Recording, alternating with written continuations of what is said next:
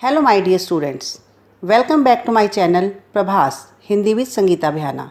बच्चों, इस वीडियो में आज हम कबीर दास जी द्वारा रचित कविता पढ़ेंगे जिसे कक्षा 11वीं की पुस्तक आरोह भाग 1 से लिया गया है। इस वीडियो में हम केवल पहला पद पढ़ेंगे, हम तो एक एक करी जाना।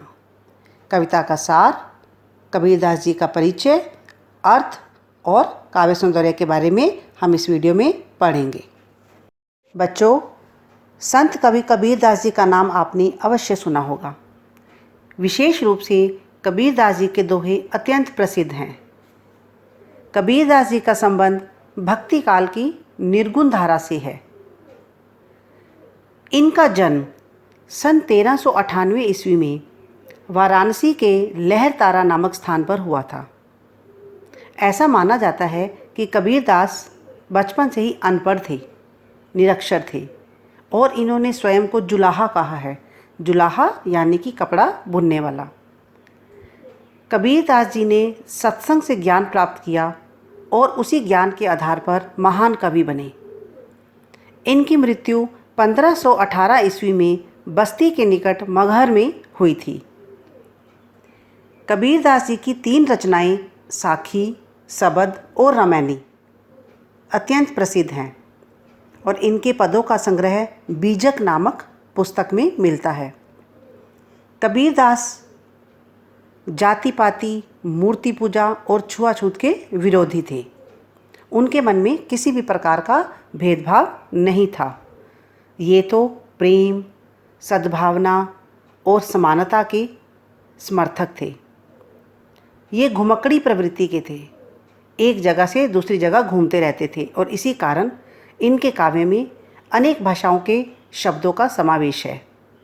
ये स्वभाव से स्पष्टवादी थे।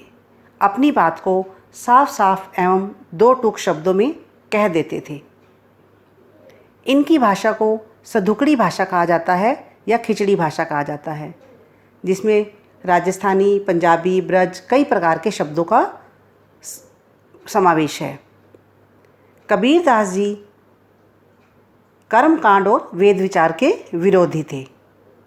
इस तरह से कबीर दास जी ने अपने काव्य में, अपने दोहों में प्रेम, सद्भावना पर बल दिया है और जाति पाति तथा मूर्ति पूजा का विरोध किया है। हम तो एक एक करी जाना। इस पद को पढ़ने से पहले बच्चों, हम इसके सार के बारे में जान लेते हैं कि इस पद में कबीर दास जी ने क्या कहना चाहा है।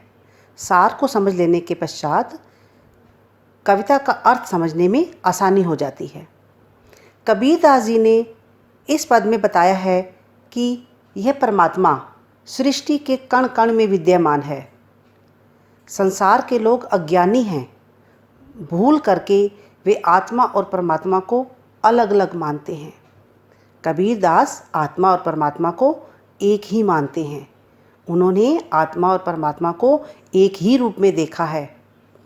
कबीर के अनुसार परमात्मा प्रत्येक प्राणी के हृदय में निवास करता है।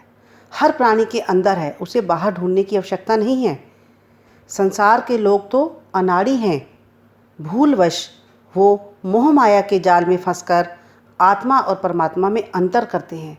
परमात्मा को अपनी अंतरात्मा में नहीं खोजते, अपितु बाहर खोजते हैं। मनुष्य को सांसारिक आकर्षणों से दूर होना चाहिए और घमंड रहित जीवन जीना चाहिए।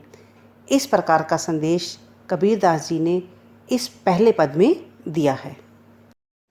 हम तो एक एक करी जाना, दोई कहें तिन्ही को दो जग, जिन नाहिन पहचाना।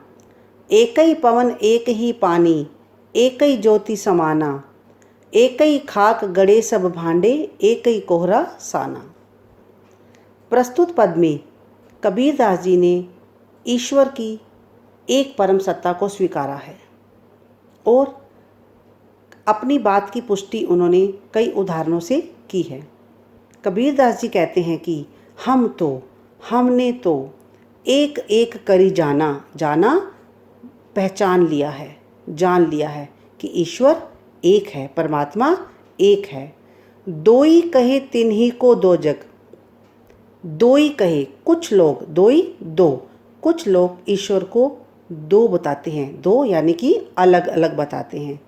उनके लिए तो, तिन्हीं को, उनके लिए तो दोजग, दोजग होता है नरक, उनके लिए तो यह नरक की स्थिति है। जिन नाहिन पहचाना, जिन जिन्होंने पहचाना, पहचाना नाहिन नहीं, जिन्होंने ईश्वर की वास्तविकता को नहीं पहचाना। जो ईश्वर को अनेक बताते हैं वे ईश्वर की असलियत को नहीं पहचानते हैं, वे तो नरक के समान जीवन जीते हैं। एक ही पवन, कवि कहते हैं कि आत्मा और परमात्मा तो एक ही हैं।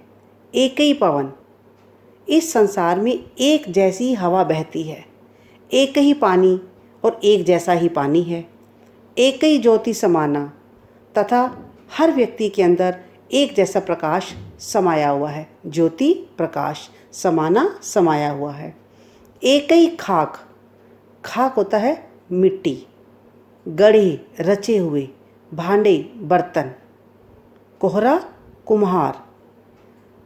कबीरदास जी कहते हैं कि कुम्हार भी एक ही तरह की मिट्टी के सब बर्तन बनाता है।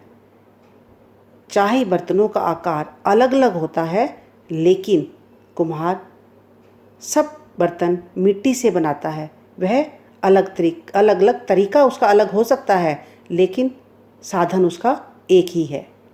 जैसे बाड़ी काठ ही काटे, आगिन ना काटे कोई।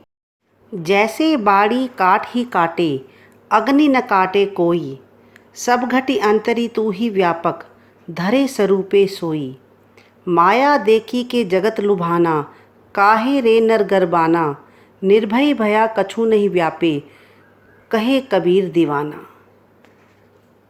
इन पंक्तियों में कबीरदास जी ने उदाहरण दिया है कि जिस प्रकार बाड़ी बढ़ई जो लकड़ियाँ काटता है, काठ ही काटे, काठ लकड़ी की, बढ़ई लकड़ी तो काट सकता है, अग्नि न काटे कोई, परंतु आग को नहीं काट सकता।